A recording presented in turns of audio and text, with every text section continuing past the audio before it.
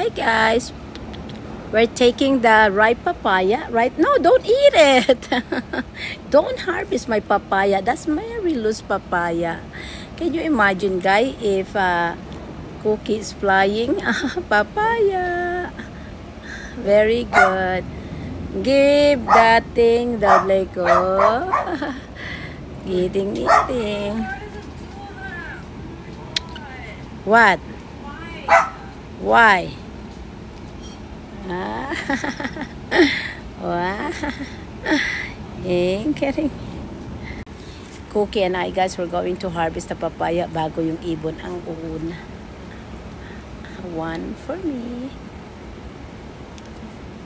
Grabe guys, organic talaga guys. Maliit siya guys, pero okay naman siya. And the other one, masyadong mamaya bukas na lang.